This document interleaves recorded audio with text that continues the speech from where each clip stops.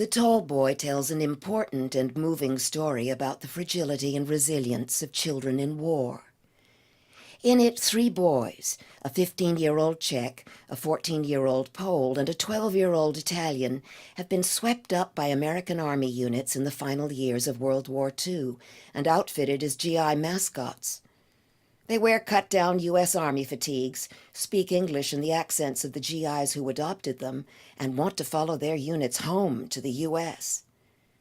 But as the GIs are being shipped back stateside, the boys are dumped at a children's displaced persons camp in Bavaria, run by an American relief team. The matron of this temporary orphanage is bound by regulations to try to repatriate the children. The United States has yet to open its doors to more than a tiny trickle of refugees, but the boys have their hearts set on America. In Simon Bent's dramatization, the story is told by the American matron of the Camp for Unaccompanied Children, and through her eyes, we relive the boys' struggles to find a future for themselves in the aftermath of World War II. I avoid eye contact. Turn my attention to the smaller boy. What do they call you, Sonny?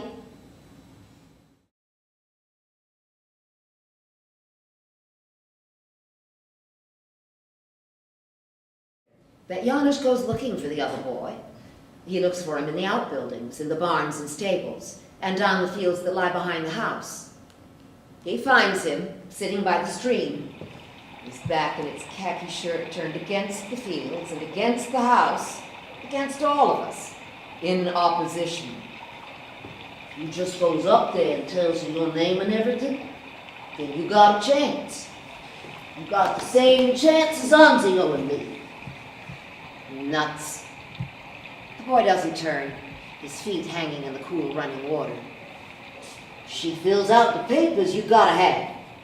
And if they finds out for sure that you got nobody of your folks left back where you come from, then you got a chance. And I believes in the tooth fairy. Have a butt? No thanks. Well, I got a deal lined up. I've been looking around, contacting people in the area, natives. You want in on it? I got it fixed up with a crop down the road. What kind of a deal? I'm going over the hill. He draws his feet up from the water. All the good guys that come here, they don't stay. I got that straight from the crowds. All this here kid stuff. Don't let them give you the runaround. Swing, slide, sand piles. Standing in line for a bowl of grape nuts? I'm through with that kind of crap. I'm 14. I got tired of hanging my stocking up for Christmas years ago. You going back where you come from? Do I look like a dope? I come from Poland once, but that don't mean I'm going back there. I've been 2.5 years with the American Army, and I got my campaign ribbons and my overseas service stripes. I'm going where things is easier. You with me? No, I don't think we could break out of this kid joint together, you and me. We don't need Pee-wee. Well, the sergeant I was with, the Lone Ranger and Tonto, we've been working together since '44. When I get over there to Tennessee, I can start right in working with him again. Yeah, sure. So I'll stick around here until the papers comes through. Like a good little boy. Why not?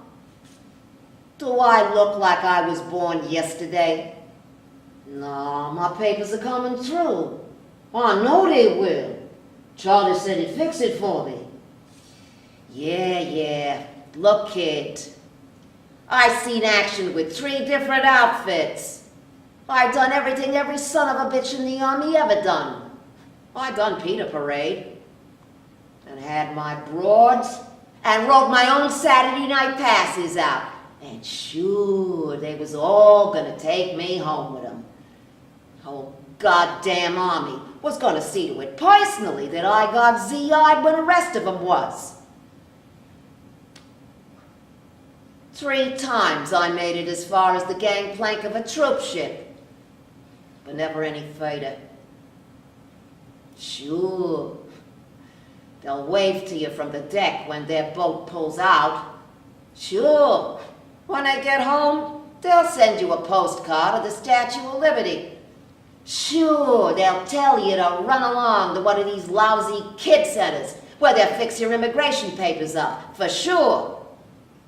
Hell, I ain't asking no favors of nobody. Been 2.5 years with the American Army. I'm no immigrant. Now look, kid, I'll let you in on this deal. We could make a break together.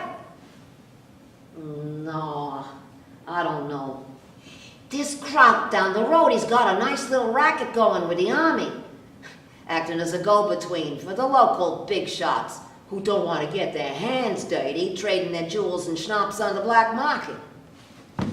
This Army truck, it comes down from Frankfurt at night, maybe 2-3 times in a week, loaded with lifted coffee and cocoa.